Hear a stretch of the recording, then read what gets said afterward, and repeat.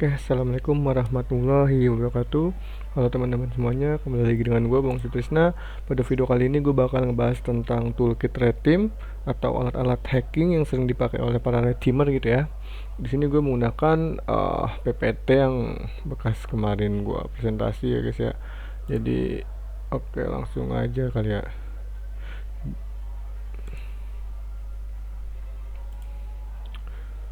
Oke, pada toolkit red team ini gue bakal ngebahas si BTUSB ya. Mungkin di next pertemuan di next video bakal bahas toolkit yang lain juga gitu ya. Oke, pada video kali ini kita bakal ngebahas fokusnya di BitUSB ya.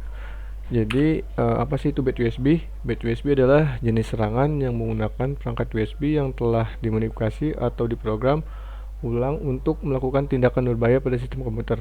Pada dasarnya, BitUSB mengeksploitasi firmware perangkat lunak bawaan pada perangkat USB untuk menyamar sebagai perangkat lain seperti keyboard, yang sering sih seperti keyboard gitu ya, atau perangkat light output lainnya.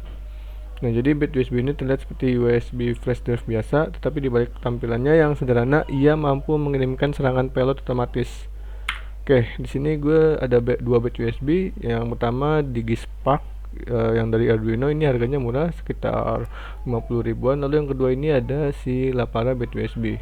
Jadi si bit USB ini dia bisa menyimpan file atau dia ada penyimpanan itu sekitar 16 MB. Yang dimana di dalam penyimpanan itu kita dapat menambahkan file-file pilot gitu ya. Jadi kalau untuk yang overpower jujur gue lebih suka sama yang ini gitu ya, karena dia punya penyimpanan sendiri. Dia juga ya menurut gue ini lebih overpower. Cuman kalau untuk low budget kita bisa menggunakan si DigiSpark ini, Arduino. Oke, jadi bagaimana bit USB bekerja gitu ya. Jadi ketika dicolokkan, perangkat dikenal oleh komputer sebagai keyboard. Jadi terus setelah dicolok, bit USB ini bakal menjalankan kode atau program yang sebelumnya udah diprogram gitu ya. Jadi ketika dicolokin bit USB ini ke dalam komputer atau laptop, dia bakal menjalankan program secara otomatis gitu. Ini biasanya kita menggunakan bit USB sebagai initial access gitu ya, atau akses awal. Oke. Di sini yang gue sering pakai itu ada dua skenario, yaitu skenario untuk backdoor gitu ya, atau initial access. Jadi gue combine dengan uh, C2 atau command and control seperti Cobalt Strike gitu ya. Gue biasanya itu menggunakan Cobalt Strike sebagai tambahan atau sebagai tambahan backdoornya gitu ya. Lalu yang skenario kedua itu gue untuk mencuri password wifi. Jadi si pilot ini bakal mengetikkan mengetikkan pilot wifi dan bakal dikirim uh, ke online gitu ya, ke website online kayak webhook gitu. Oke, kita mungkin bakal langsung praktek gitu ya. Oke, mungkin gue bakal pindah komputer atau pindah ke laptop gue. Jadi gue bakal ngevideoin lewat handphone gitu. Jadi agar bisa lebih jelas gitu ya. Oke, jadi di sini gue udah pindah laptop gitu ya. Di sini gue udah siapin Cobalt Track dengan pilot C2-nya yang bakal gue kombinasikan dengan micro USB untuk initial access.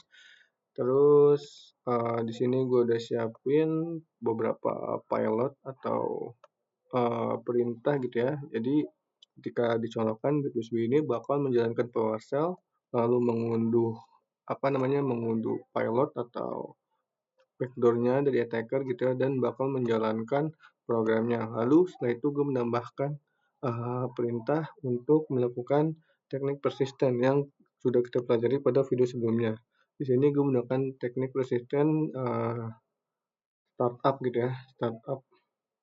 Oke, setelah sudah gue bakal coba upload aja di sini, dan gue disuruh masukin bit USB-nya gitu ya. Gue bakal masukin. Oke, di sini gue udah masukin dan dia ketahan di sini. Oke.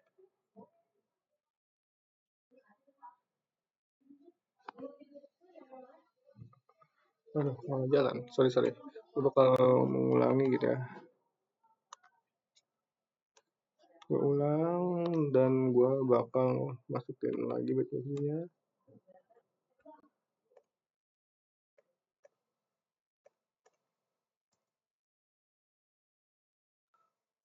Oke, di sini dia udah komplit gitu ya, dan otomatis bakal ngejalanin si pilotnya. Sebelumnya gue bakal ngerekam menggunakan handphone. Ini gue bakal coba colokin gitu ya, dan setelah dicolokin dia seharusnya langsung berjalan untuk membuka power cell gitu.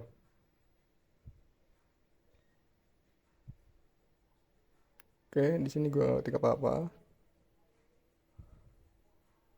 Oke, dia menjalankan programnya gitu ya, mendownload dan menjalankan.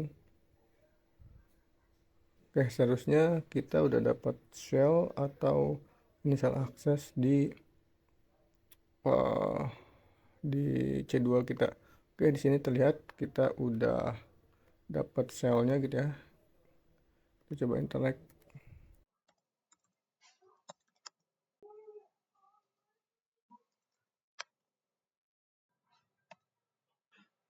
Oke, di sini terlihat kita berhasil gitu ya, berhasil melakukan perintah.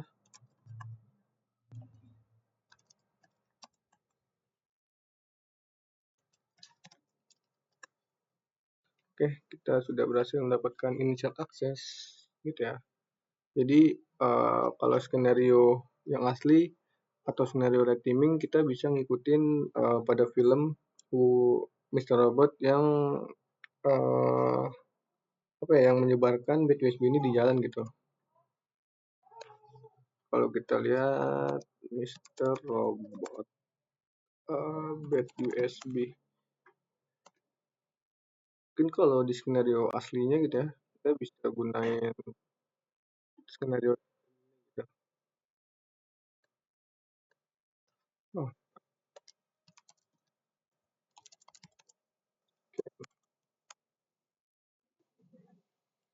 oke, kita lihat kalau di real case teman-teman bisa menggunakan ini. Ini hanya untuk tujuan edukasi gitu ya. Jadi si attacker dia bakal ngejatuhin banyak bit USB, lalu dengan harapan ada yang membawa bit USB tersebut, dan uh, si pengguna menyolokkan bit USB ke laptop atau komputernya gitu ya, dan kita mendapatkan akses. Oke, mungkin sekian aja pada video kali ini. Sekian, terima kasih.